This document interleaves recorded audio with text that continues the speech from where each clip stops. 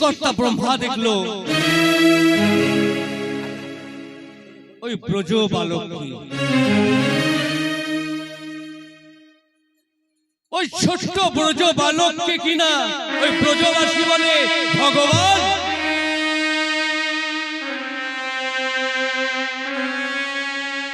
তা ভগবান কি কারো এটো খায়? ভগবান কি গায়ে ধুলোবালি মাখে?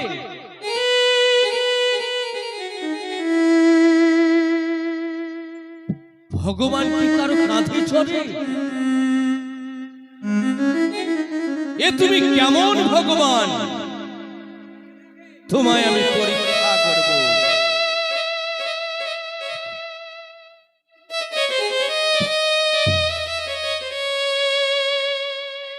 অজ্ঞানতার অন্ধকারে ভুল বুঝে হরণ করল গাভীবৎসগণ।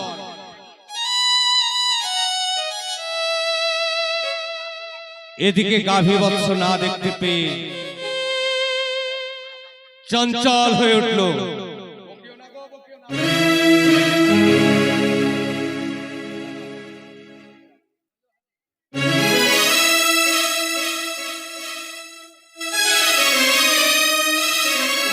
কোথায় গেল আমাদের গাভী?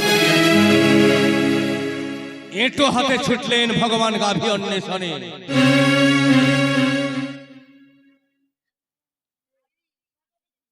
সখাদেরকে বললেন, তোরা এখানে থাক, আমি দেখে আসি।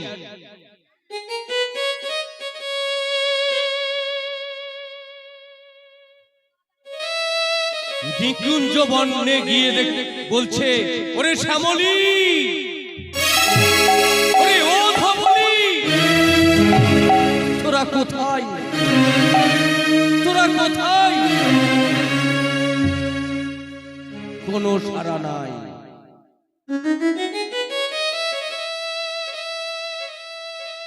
ভগবান মনে মনে ভাবলেন,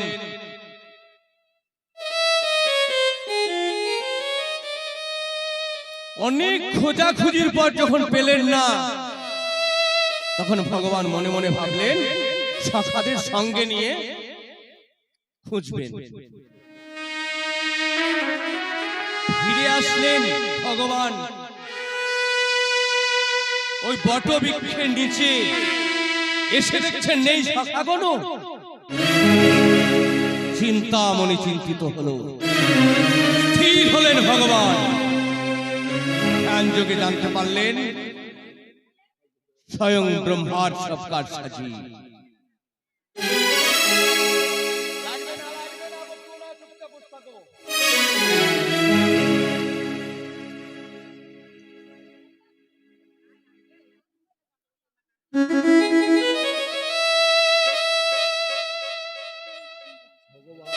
সবই ব্রহ্মার কাজ সাজি বুঝতে যখন পারলেন, ভগবান মনে মনে বললেন, ব্রহ্মা,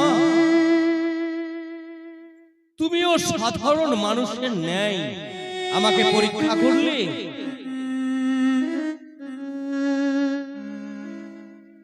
তুমি যখন আমাকে পরীক্ষা করেছো, এর উচিত শিক্ষা তোমাকে আমি দেব।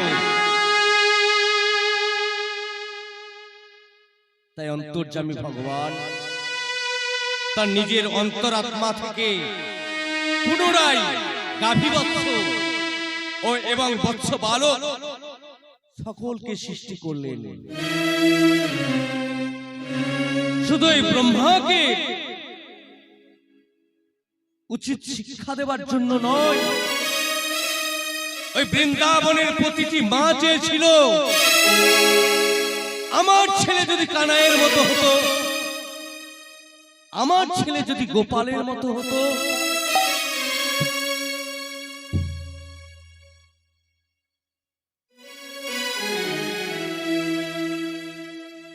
তাই সকলের মনোবাঞ্ছা পূরণের লাগি আজ ভগবান শ্রীকৃষ্ণ নিজের অন্তরাত্মা থেকে বৎস বালক এবং গাভীবৎস সৃষ্টি করিলেন। এভাবেই চলতে থাকলো 1 বছর। 1 বছর পূর্ণ হওয়ার কিছুদিন পূর্বে ব্রহ্মা ব্রহ্মলোক হতে দেখছেন যে বালকটি প্রতিদিন গাভী চড়াতো, যে বালকটি সখাদের সঙ্গে খেলা করত, সেই বালকটি গাভী চড়াচ্ছে। কোথায় গেল আমাদের গাভী? এঁটো হাতে ছুটলেন ভগবান গাভী অন্বেষণে।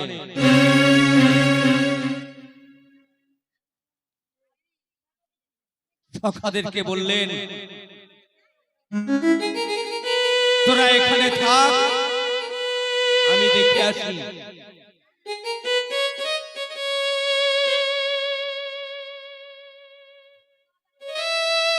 নিকুঞ্জ বনে গিয়ে বলছে, ওরে শ্যামলী, ওরে ও ধবলী, তোরা কোথায়, তোরা কোথায়? কোনো সাড়া নাই।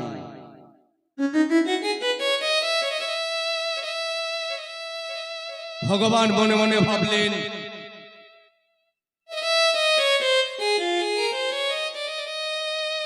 অনেক খোঁজাখুঁজির পর যখন পেলেন না, তখন ভগবান মনে মনে ভাবলেন সখাদের সঙ্গে নিয়ে খুঁজবেন। ফিরে আসলেন ভগবান ওই বট বৃক্ষের নিচে, এসে দেখছেন নেই সখাগণ। চিন্তামণি চিন্তিত হলো, স্থির হলেন ভগবান। ধ্যান যোগে জানতে পারলেন স্বয়ং ব্রহ্মার সব কাজ সাজি।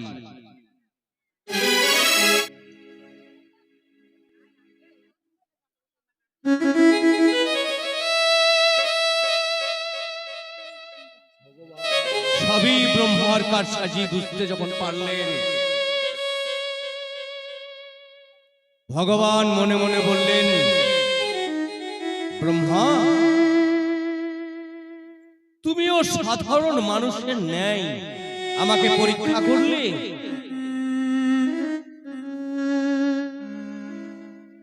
তুমি যখন আমাকে পরীক্ষা করেছো, এর উচিত শিক্ষা তোমাকে আমি দেব। তাই অন্তর্যামী ভগবান তার নিজের অন্তরাত্মা থেকে পুনরায় গাভী বৎস ও এবং বৎস বালক সকলকে সৃষ্টি করলেন। শুধু এই ব্রহ্মাকে উচিত শিক্ষা দেওয়ার জন্য নয়, ওই বৃন্দাবনের প্রতিটি মা চেয়েছিল আমার ছেলে যদি কানাইয়ের মতো হতো, আমার ছেলে যদি গোপালের মতো হতো।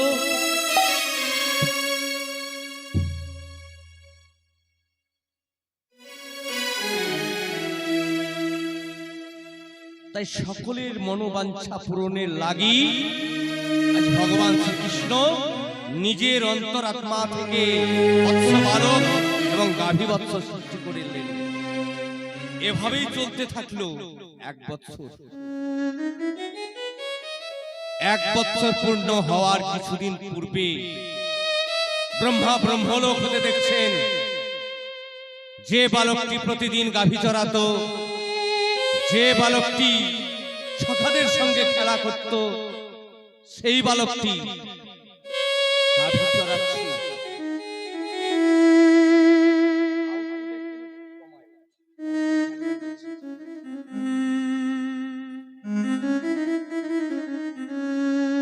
তাই ব্রহ্মা যখন দেখলেন সেই বালকটি গাভী চড়াচ্ছে, ছুটে গেলেন গিরি গোবর্ধন পর্বতে, যেখানে গাভী বৎস বৎস বালক সকলকে লুকিয়ে রেখেছিলেন। দ্বার উন্মুক্ত করে দেখলেন সেখানে বৎস বালক গাভী বৎস তারা সকলেই সেখানে যেমন ছিল তেমনই আছে। এদিকে ব্রজভূমির দিকে তাকিয়ে দেখলেন সেখানেও গাভী বৎস বৎস বালক সকলেই তারা সেখানে তেমন আছে। তবে এরা কারা আর ওরা কারা? দেরি হলো না ব্রহ্মার বুঝতে। তিনি বুঝতে পারলেন যাকে তিনি পরীক্ষা করেছেন উনি স্বয়ং ব্রহ্ম নারায়ণ। তাই দেরি না করে আছাড় খেয়ে পড়লেন ভগবানের রাতুল রাঙা চরণে। চরণ দুটি জড়িয়ে ধরে দুটি নয়নের ছলে বলছেন, আমায় অপরাধ ক্ষমা করো ওগো প্রভু নারায়ণ, তোমার নাভি কমলে হয়েছে আমার জন্ম।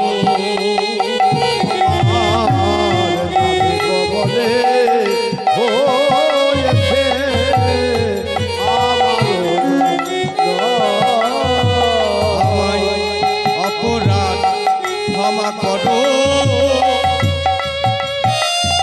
ওহে প্রভু নারায়ণ, নাভি কমলে হয়েছে আমার জন্ম।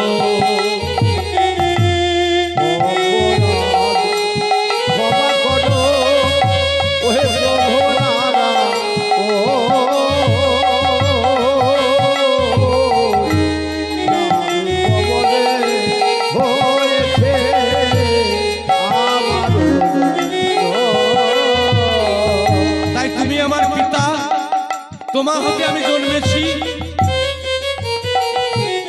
তাই এই যুগে কোনো পিতার চরণে যদি পুত্র অপরাধ করে সেই অপরাধ কি বাবা গ্রহণ করে?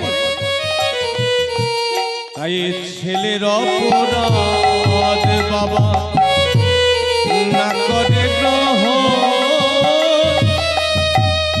তুমি মোরে ক্ষমা করো এই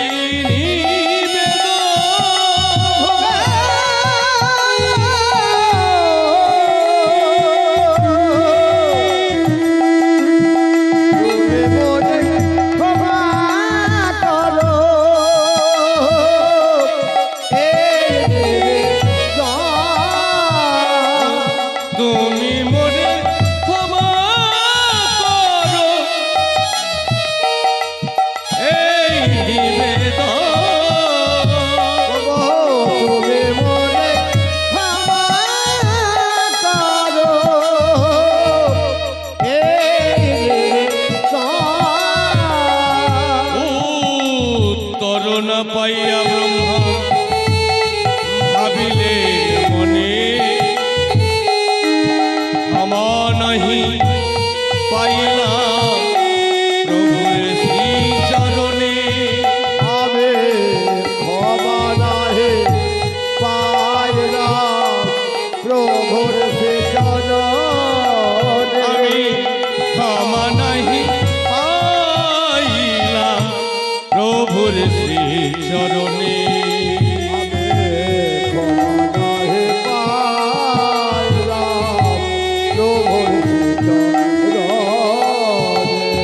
তাই প্রায়শ্চিত্ত করিব পাপের এই ধরায় জন্মিয়া, জন্মিব ঘৃণিত কুলে পাষণ্ড হইয়া।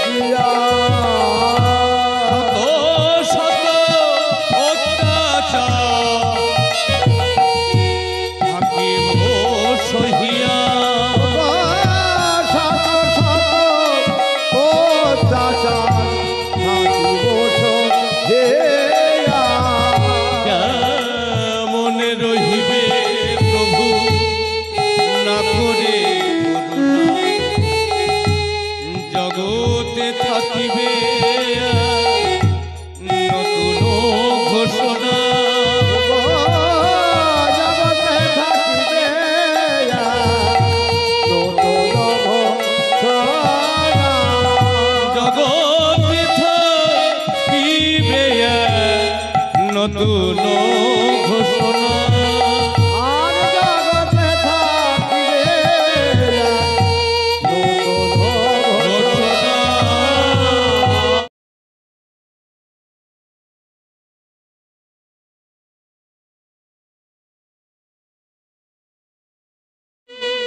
হে প্রভু, তুমি আমাকে যেগুলি জন্ম দাও কেন না কেন, কিন্তু তুমি তোমার কাছে আমার এই নিবেদন,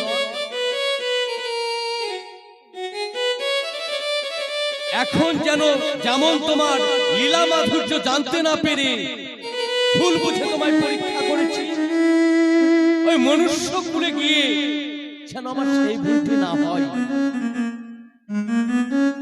ভগবান বললেন, ব্রহ্মা, আমি জানতাম তুমি অনেক বোকা, কিন্তু আজ দেখলাম তুমি অনেক বুদ্ধিমান। ওই নরকুলে গিয়ে তুমি আমার লীলা মাধুর্য জানতে চাইছো, তা আমি ছাড়া আমার লীলা মাধুর্য জানাবে কে?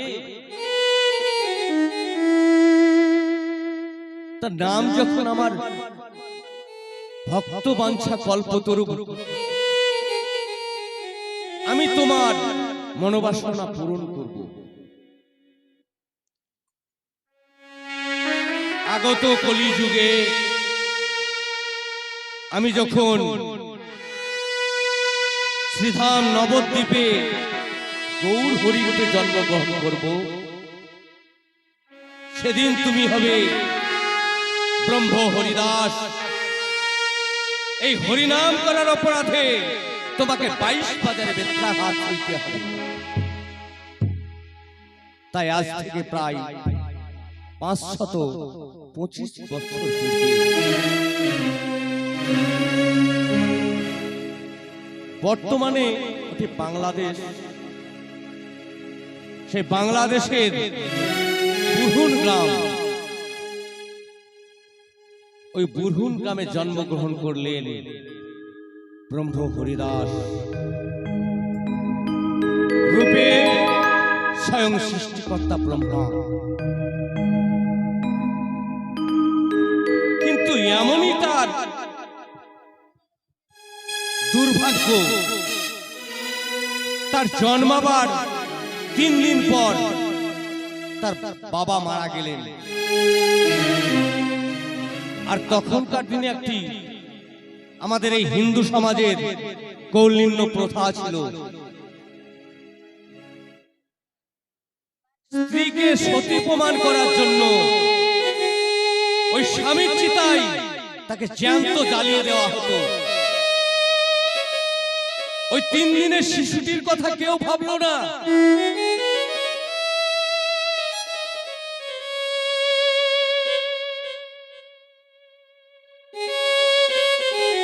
তার পিতার চিতায় তার মাকেও জ্যান্ত জ্বালিয়ে দিল সমাজের সমাজপতিরা।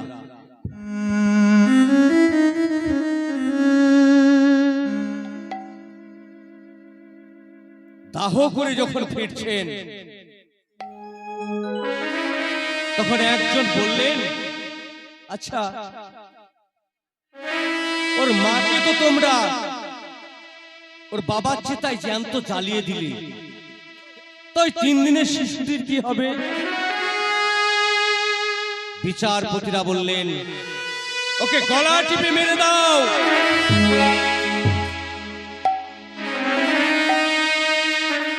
পাশ থেকে একজন বললেন, শেষে কিনা ওই শিশু হত্যা দায়ে পড়বে, তার চেয়ে এক কাজ করো, ওই উঠানের মধ্যে গরম জল ঢেলে দাও, গরম জল ঢেলে শিশুটিকে শুইয়ে দাও। একদিকে প্রখর রোদের তাপ, আর একদিকে ওই জলের ভাপ, শিশুটি এমনিতেই মরে যাবে।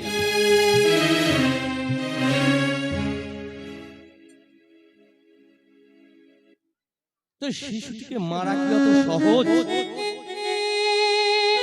যার যিনি স্বয়ং সৃষ্টিকর্তা ব্রহ্মা, রাখে হরি তো মারে কে? যিনি এই সৃষ্টি স্থিতি প্রলয়ের মালিক ভগবান যাকে রক্ষা করে তাকে মারার সাধ্য এই জগতে কার আছে? তাই 3 দিনের শিশুটি ক্ষুধার জ্বালায় ছটফট করতে করতে মা মা বলে কেঁদে উঠেছে। তখন সেই পথ দিয়ে যাচ্ছিলেন হবিবুল্লাহ নামক এক দর্জি। তিনি মুসলিম, তার স্ত্রীর নাম আমিনা।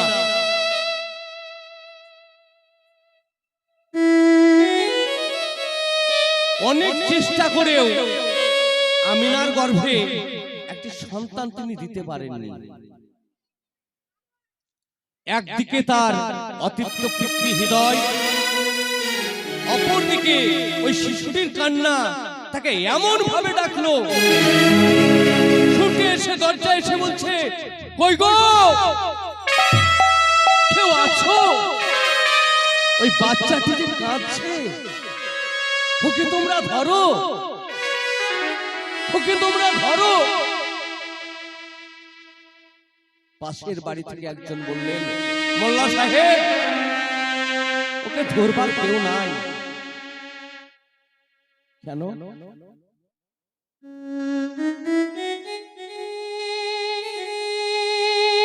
ওর বাবার মৃত্যু ঘটেছে। তাহলে ওর মা,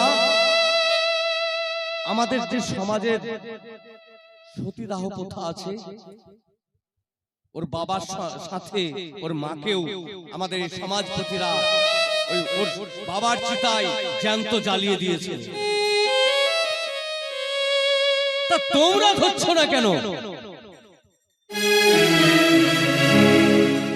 যে সমাজপতিরা বলে দিয়ে গেছে, ওকে যে ধরবে তাকে সমাজচ্যুত হতে হবে, তাকে সমাজ থেকে চলে যেতে হবে। সেই ভয়ে আমরাও ধরছি না। তা আমি তো এই সমাজের কেউ নই, তাহলে আমি ধরি। এই বলে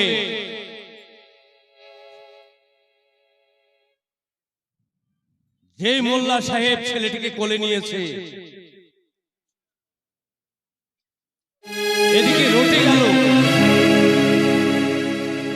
সমাজের সমাজপতিরা ছুটে এসে বললেন, মোল্লা সাহেব, আপনি কি করলেন? আপনি কেন আমাদের এই হিন্দু বাঙালি ছেলেটিকে কোলে নিলেন? আজ থেকে আমরা ওকে সমাজচ্যুত করলাম। হবিবুল্লাহ দর্জি বললেন, বারে সমাজ, বারে সমাজের সমাজপতি, সমাজের বর্বরতা, সমাজের নিষ্ঠুরতা। তাই শিশুটিকে কোলে নিয়ে হবিবুল্লাহ দর্জি বাড়ি গেলেন। বাড়িতে এসে বলছে, আমি না, দেখো আমি কাকে এনেছি।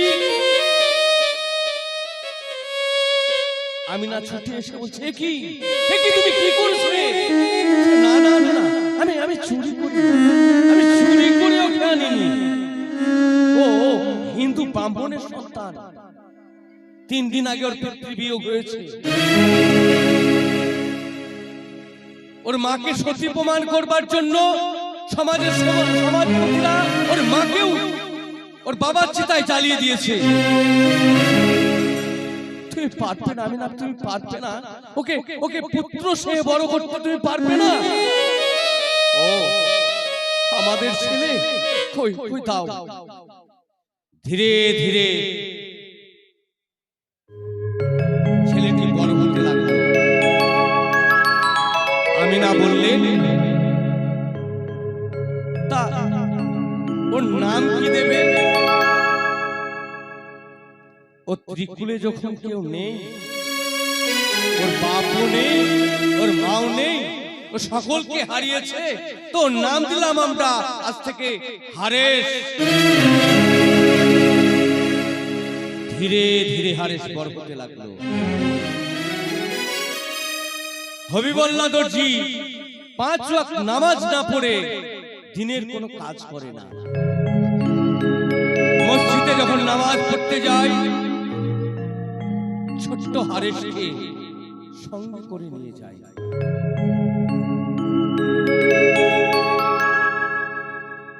হবিবুল্লাহ দর্জি নামাজ পড়ে, এদিকে মসজিদের এক কোণে বসে হারেস দুটি নয়নের জলে বুক ভাসিয়ে কৃষ্ণ নাম করে। কৃষ্ণ কেশব কৃষ্ণ কেশব সুধা মাখা এই নাম রে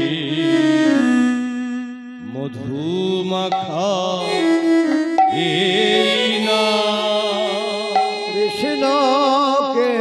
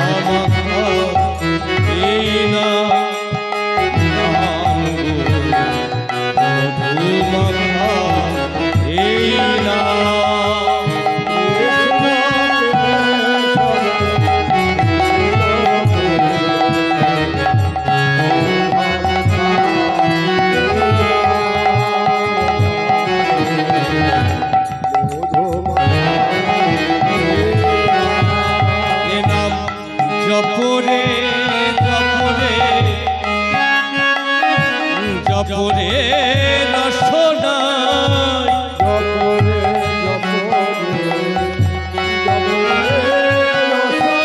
এ নাম জপরে জপরে জপরে রসনায় মধু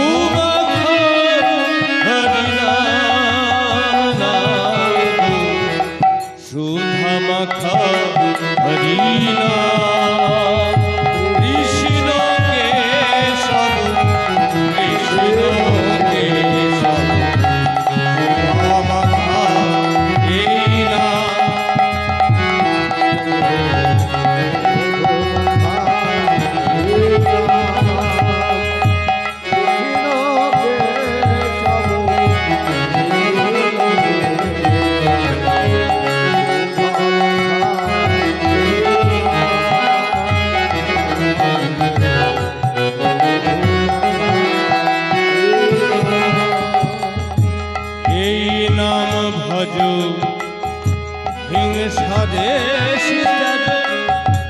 ডুবে থাকো কৃষ্ণ নাম সুধা মাঝে।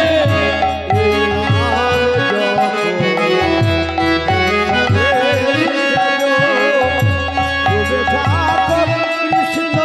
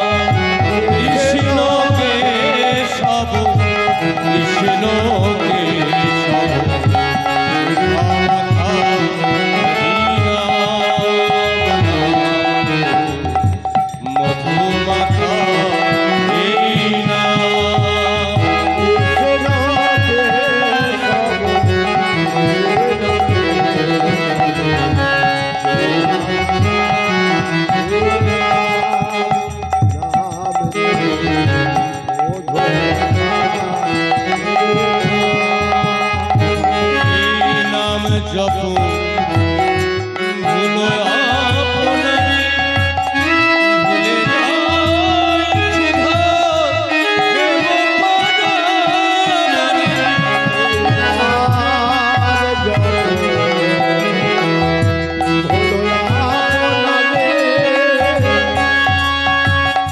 ভুলে যায় ক্ষুধা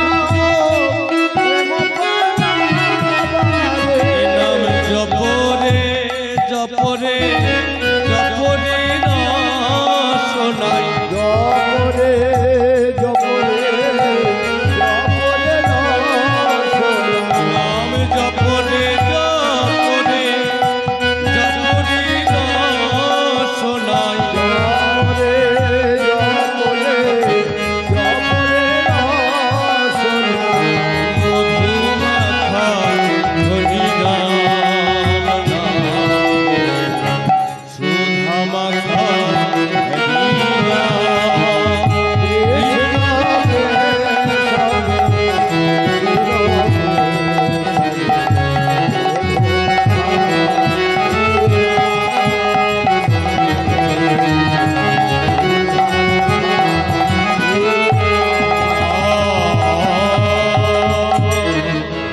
হরি চুপ কর, এই নাম করা মানে বিবাহ। ওই মোল্লা সাহেব জানতে পারলে তোর গর্দান যাবে। এদিকে হারেস ধীরে ধীরে আরো বড় হলো, কিন্তু কৃষ্ণ প্রেম এতই তাকে আকৃষ্ট করে ধরলো, পুরো মুসলিম সমাজ ওই হবিবুল্লাহকে বলে গেলেন, তোমার ছেলেকে যদি সাবধান না করো আমরা ওকে সমাজচ্যুত করব। অনেক ভাবে হবিবুল্লাহ দর্জি হারেসকে বোঝালেন, বাপ আমাদের তো কোনো ছেলে নাই, কোনো ছেলে ছিল না, তাই তোমাকে আমরা পুত্র স্নেহে বড় করেছি।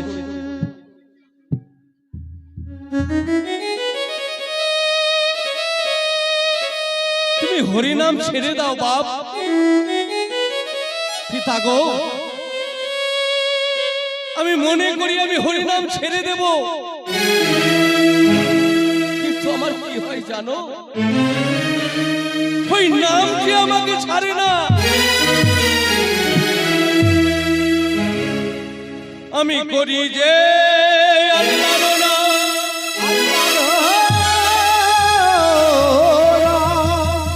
আমায় হরি পদে মনে,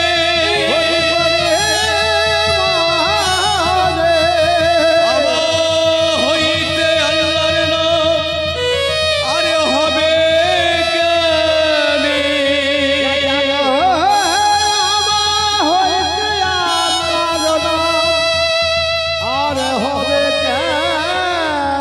হরি চুপ কর, ওই কাজী সাহেব তোকে মেরে ফেলবে। জাগো, খণ্ড খণ্ড হয় দেহ, যায় মোরে প্রাণ, তথাপি নাই বদনে ভোলে হরি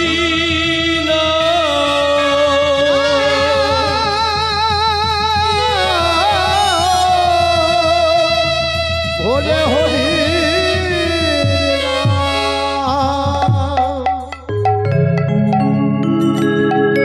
পুরো মুসলিম সমাজ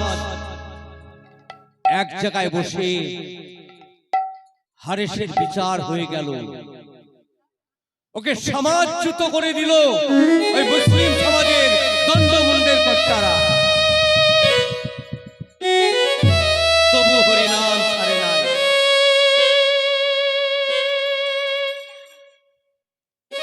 হারেস এবার ঘর ছেড়ে চলে যাচ্ছে। পথের উদ্দেশ্যে।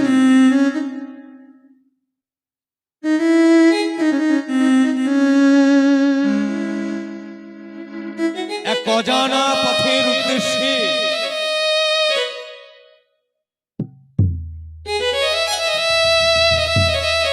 পেছন থেকে ছুটে চলেছে হারেশের মা। হারেশ! হারেশ! যাস রে বাপ, তুই আমাকে ছেড়ে যাস রে। একবার ভেবে দেখ, তুই ছাড়া তো আমাদের আর কেউ নাই রে। তুই ছাড়া আমাদের আর কেউ নাই।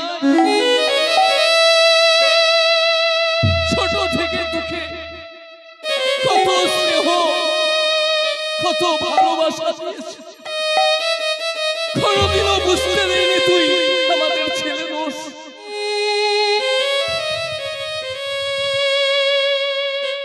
হারেশ বলছি, তুই থাকো।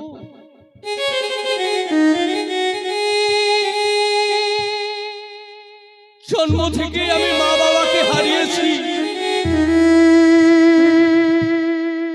তোমাকেই পিতা আর তোমাকেই মাতা বলে জেনেছি।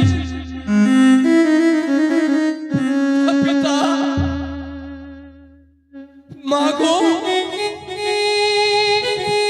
কোনদিন যদি শোনো তোমাদের হারে সারে নেই, তোমাদের এই হারে চিরতরে চলে গেছে, সেদিন তুমি আমার হয়ে একটি কাজ করো। আমার হয়ে কি করবো জানো? যাবার বেলা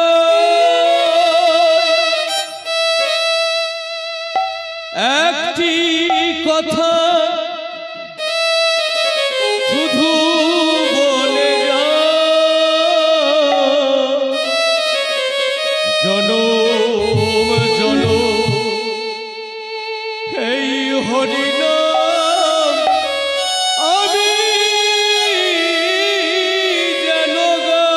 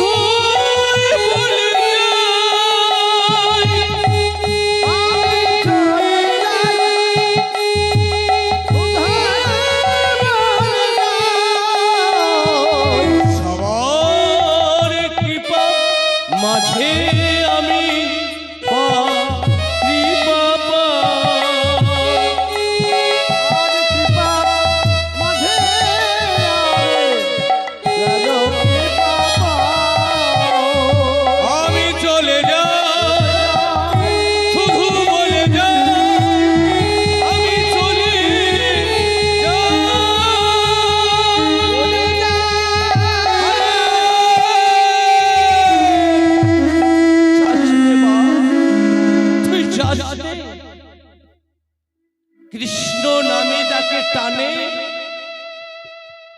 তাকে ধরে রাখার ক্ষমতা কার আছে? তাকে ধরে রাখার ক্ষমতা কারও নেই।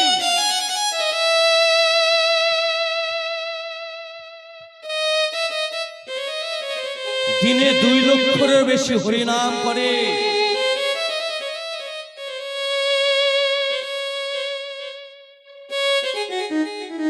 দিনে 2 লক্ষেরও বেশি হরিনাম করে।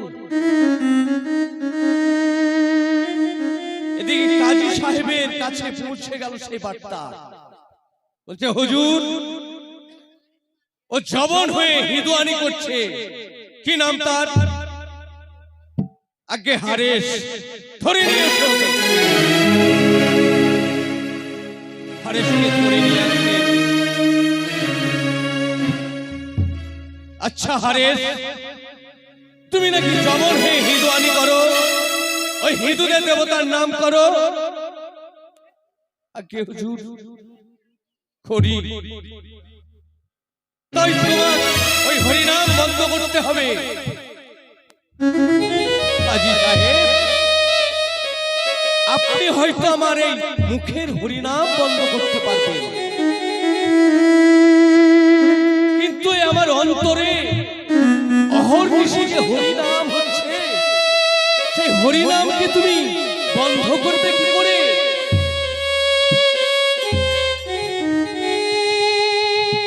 তাহলে তুমি ওই কৃষ্ণ নাম ছাড়বে না। তুমি যদি কৃষ্ণ নাম না ছাড়ো, তোমাকে ওই 22 বাজারে বেত্রাঘাত করা হবে।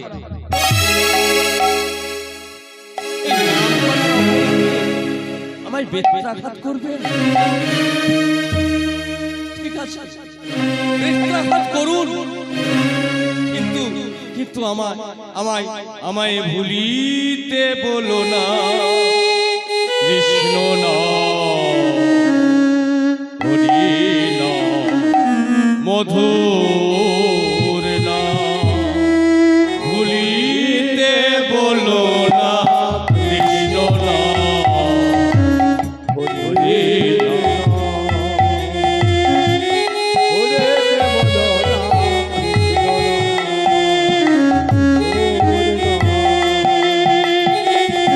নামে বুক ভরে যাই,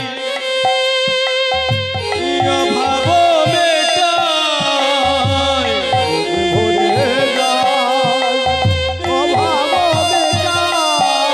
নামে বুক ভরে যাই, অভাব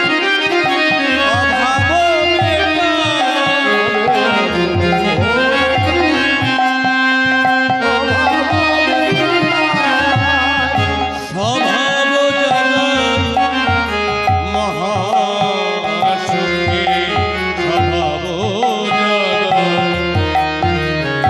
স্বভাব জগৎ স্বভাব জগৎ ভুলিতে বলো না।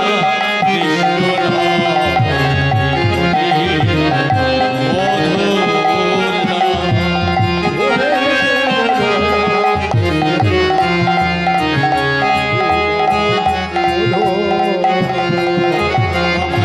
ভুলিতে বলো না।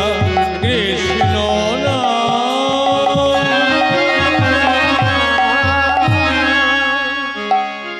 ওকে নিয়ে গিয়ে 22 বাজারে বেত্রাঘাত কর।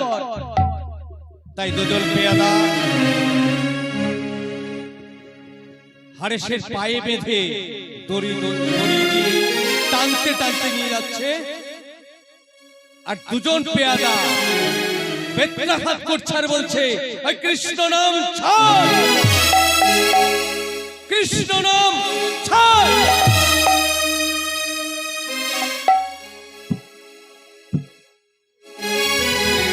পাণ্ডু আর 22 বাজারের মাটি রক্তে আর চোখের জলে কাদা হয়ে গেল।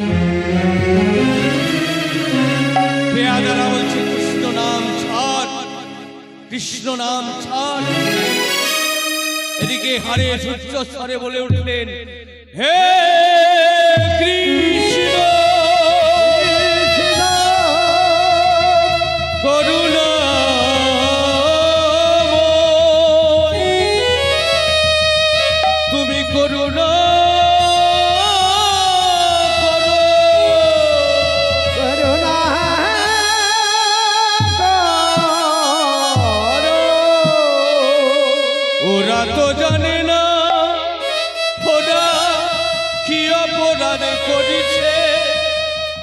এসব জীবের প্রভু করো গো প্রসাদ।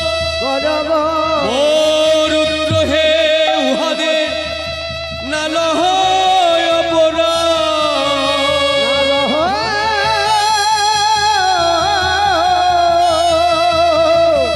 না রহ অপরাধ।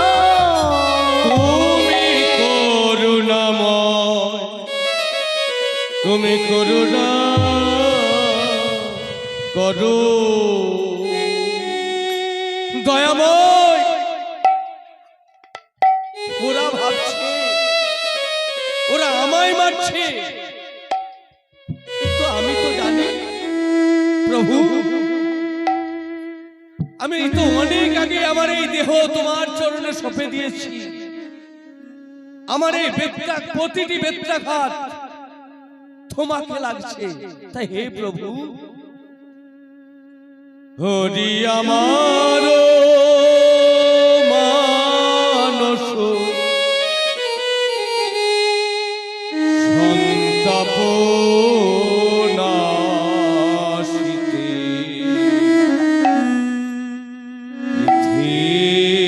যদি তব দুঃখ হরে আমার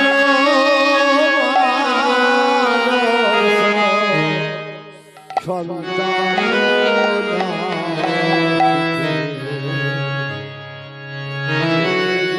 তব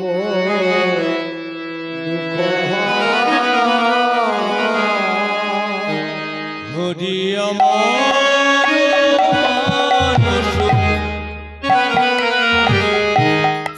সন্তাপ নাশিতে ইথি যদি তব দুঃখ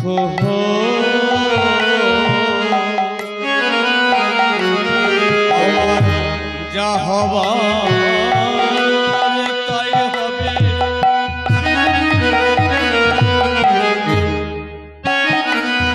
তুমি কেন দুঃখ পাবে, হবার তাই হবে। কেন পাবে আমার যা হবার তাই হবে। তুমি কেন দুঃখ পাবে,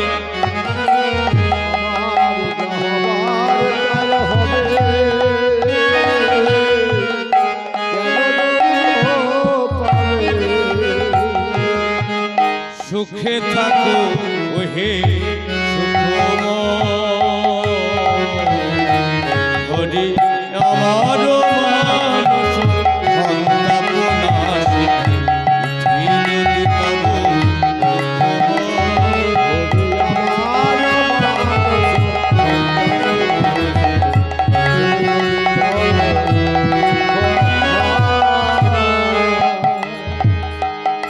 আমায় ফেলে হরি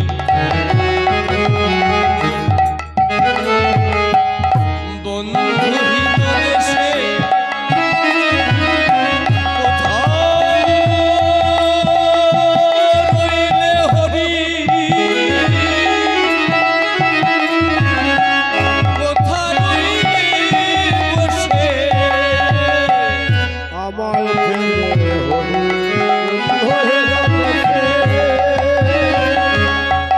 কোথায় হরি, কোথায় আমায় ফেলে একা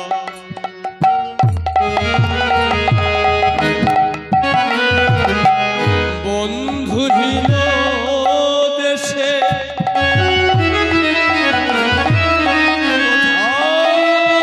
কোথায় রইলে হরি,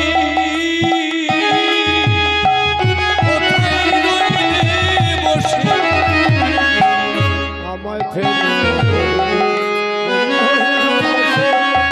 কোথায় হরি, কোথায় তোমার উদ্দেশ্যে যাব গো সেই দেশে, তোমার উদ্দেশ্যে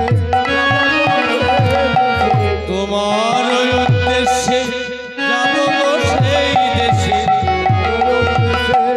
যাব দেশে এতে হবে নব পরিচয়। আমার মানস সন্তাপনা এ যদি তব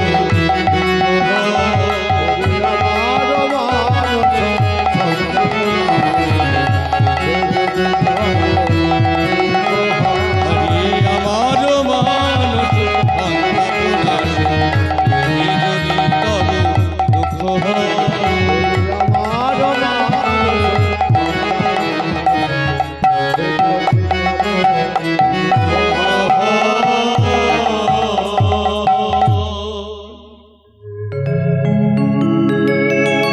বেত্রাঘাত করতে করতে পেয়াদার এক সময় হাঁপিয়ে গেল। ওই পেয়াদারা যতই বলে কৃষ্ণ নাম ছাড়, কৃষ্ণ নাম ছাড়, ওই কৃষ্ণ নাম ওই পেয়াদাদের সার হয়ে দাঁড়ালো। বৈষ্ণব কবি বললেন এটা নামের দাহিকা শক্তি। আগুনে যেমন হাত দিলে আগুনটা দাহিকা শক্তি প্রকাশ করবে, একজন বাচ্চাই দেখ আর একজন বৃদ্ধই দেখ, আগুন হাত পোড়াবেই। তাই এই কৃষ্ণ নাম কেউ যদি গালি দিয়েও করে, কৃষ্ণ গালি দিয়া যদি কেউ করে কৃষ্ণের সেই নাম হয় একদিন জীবের মুক্তির কারণ।